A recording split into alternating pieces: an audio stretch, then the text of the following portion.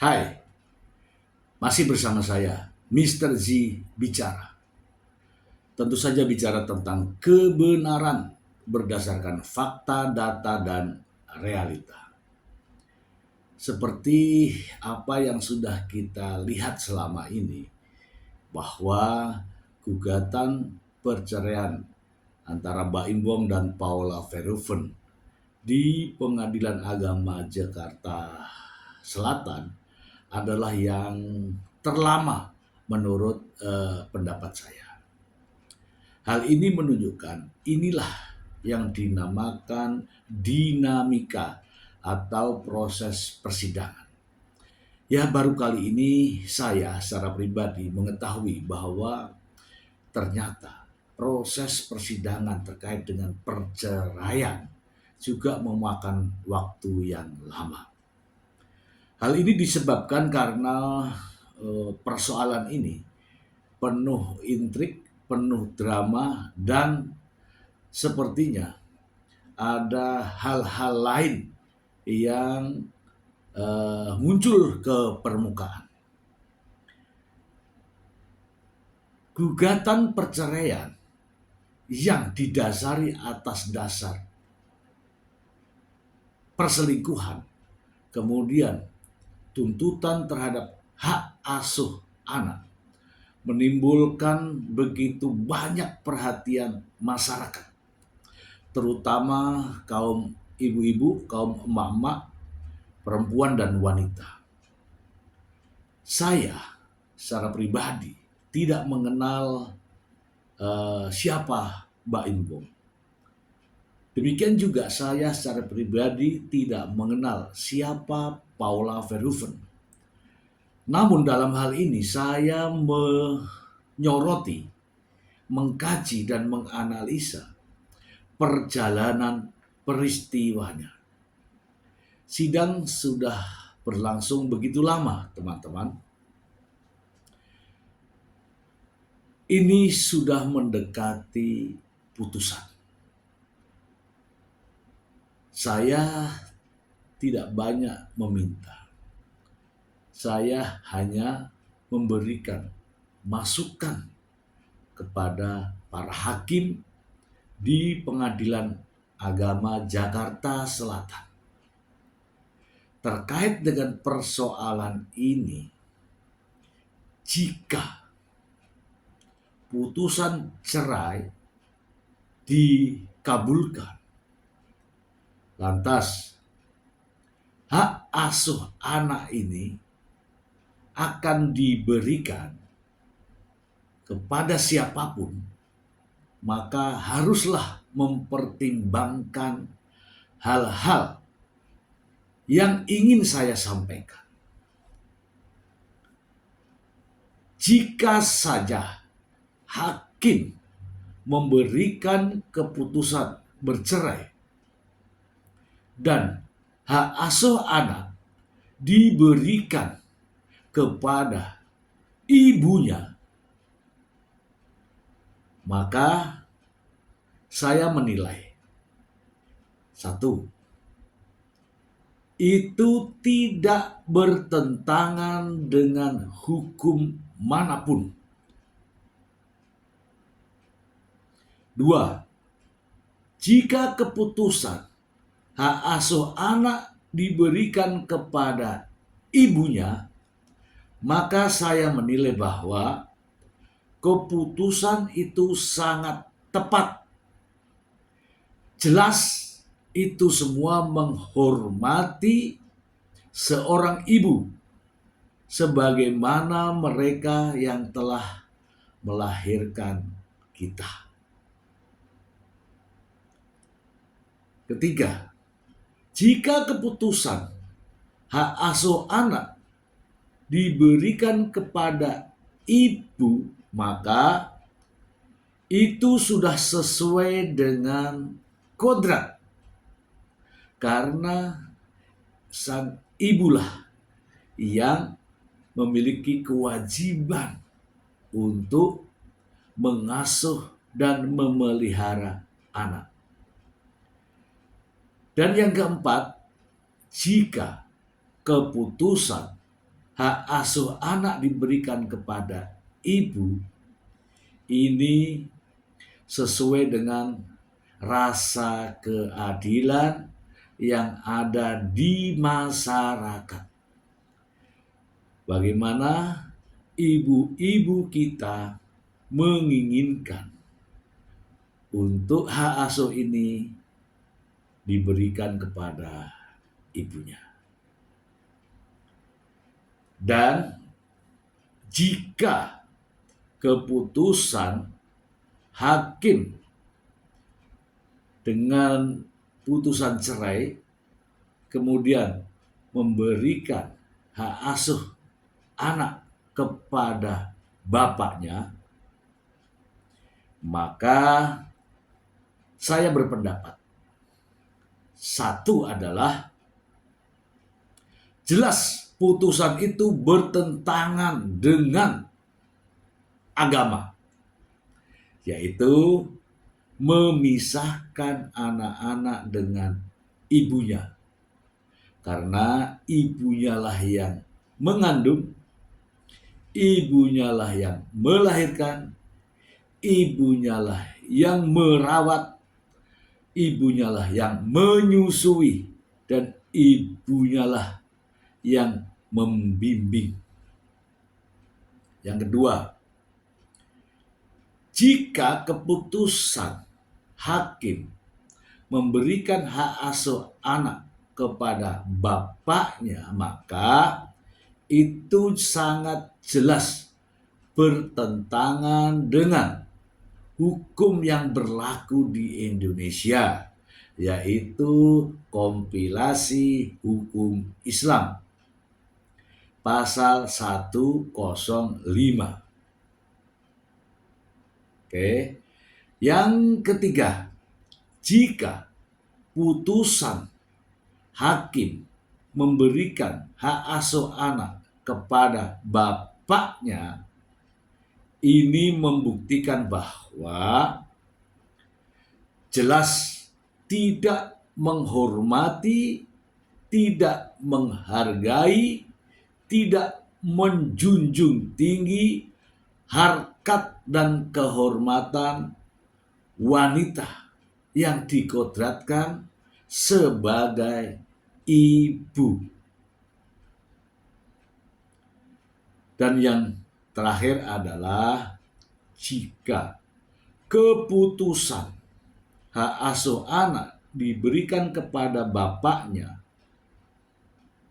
yakin dan percaya, maka hakim akan bertanggung jawab dengan menerima hujatan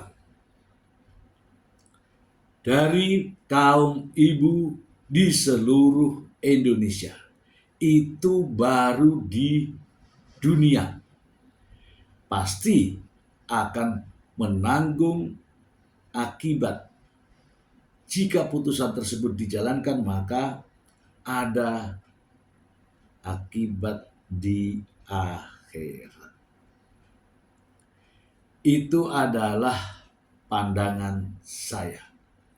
Dan saya juga memiliki prinsip-prinsip hakim dalam mengambil keputusan. Prinsip-prinsip hakim dalam mengambil keputusan tentulah ada dan tertuang jelas di dalam tugas pokok hakim. Saya hanya mengingatkan kembali kepada para hakim dalam mengambil keputusan. Di antaranya adalah putusan yang dikeluarkan oleh hakim haruslah berdasarkan atas nilai-nilai hukum. Yang kedua, putusan hakim haruslah mewakili rasa keadilan di masyarakat. Dan yang ketiga adalah penguasaan kemampuan hakim dalam melihat hukum, baik itu secara tertulis maupun tidak tertulis, menunjukkan kualitas hakim dalam mengambil keputusan.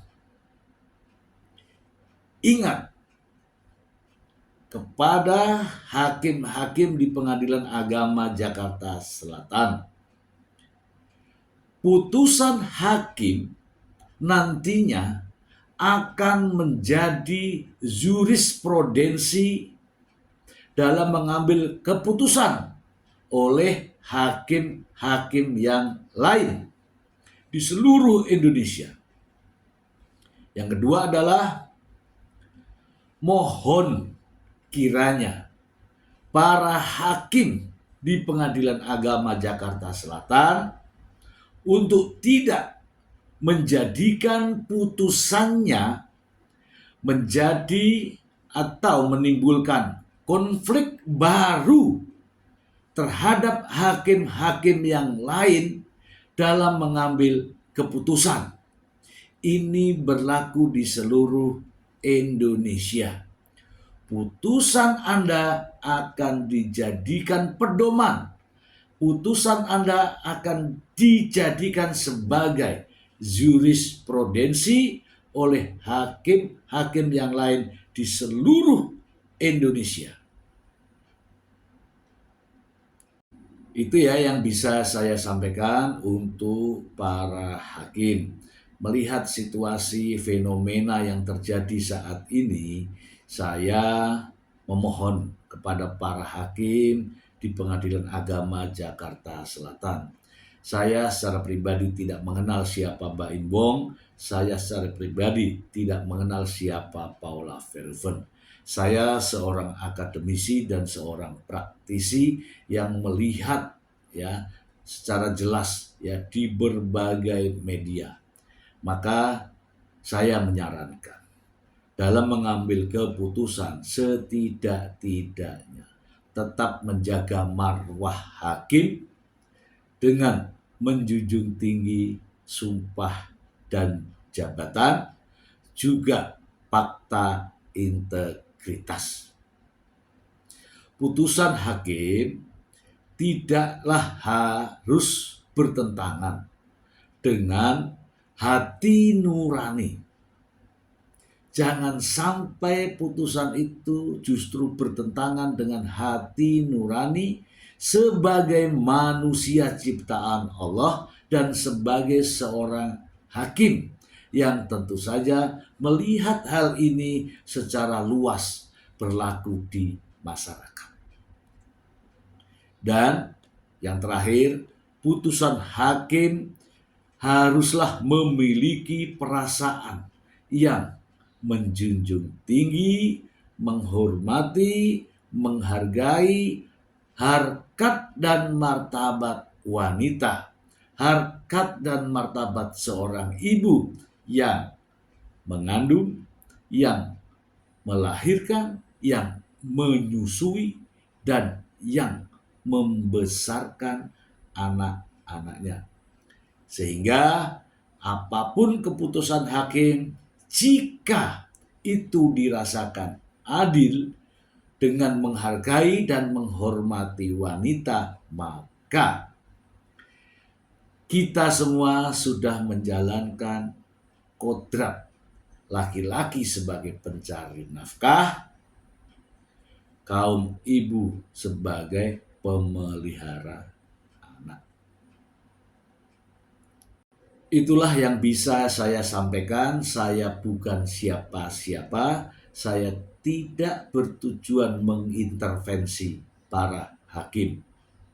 Hakim memiliki kemandirian untuk mengambil keputusan berdasarkan bukti-bukti yang ada, berdasarkan realita yang ada, dan berdasarkan keyakinan hakim. Namun, saya mengingatkan kepada para hakim, jika mengambil keputusan, lihatlah secara umum yang terjadi di masyarakat. Apakah putusan hakim itu sesuai dengan rasa keadilan atau justru dapat mencederai masyarakat, terutama kaum ibu dan para wanita. Saya menyarankan hakim tetap berpedoman pada kompilasi hukum Islam. Akibat perceraian terhadap anak yang masih di bawah usia 12 tahun atau belum mumazid, hak asuh anaknya diberikan kepada ibunya. Titik. Dan mewajibkan mantan suaminya atau bapaknya untuk memberikan nafkah pemeliharaan sampai anak-anak tersebut dinyatakan dewasa atau sudah mandiri. Semoga bermanfaat. Terima kasih.